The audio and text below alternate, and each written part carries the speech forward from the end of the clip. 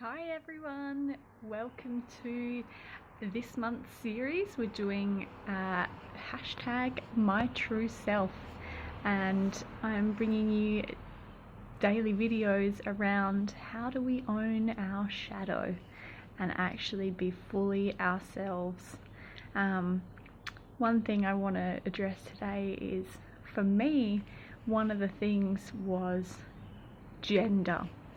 And so much of the time we love in society and in our world to label things and to put people in boxes, which as a result just makes people feel less and less like they can be themselves. Because if we're not so much one thing or so much another thing, it's like, where do we belong? We feel wrong, and that's how we develop shadow, because we put aside parts of ourselves that are us because we don't match one of those things in particular.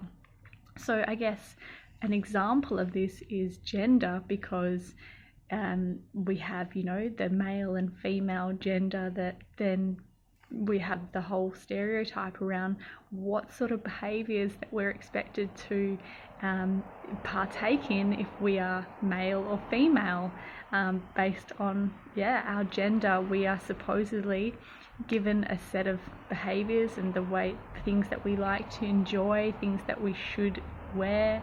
And for me, I was much of a tomboy growing up. I still feel like I am. I love sport. I don't really like dressing up. I don't really like doing a lot of girly things. And for me, growing up felt like everything that I naturally gravitated towards was wrong in some way. Even though I still expressed it throughout childhood, there was this constant reinforcement that I shouldn't be good at sport, or I shouldn't have male friends, or boys are for loving and kissing, and we don't have male friends if you're female. I should like pink. I should like wearing makeup, and I should enjoy getting dressed up, and I should enjoy all these things. And increasingly I did realize that I didn't. And what happens is, when we try to conform to that and get told this idea of what's right and what's wrong, is that we start to feel that some part of us is wrong, and that becomes part of our shadow. It's sort of, it's weird. I remember being sporty and feeling like I shouldn't try as hard, or I didn't want to be good because I shouldn't be. So I would almost play down my skill level, or which I look at now as being like, how ridiculous. How ridiculous. And so I guess I use this to encourage anyone that kind of feels like they don't fit one or the other category. That's completely okay.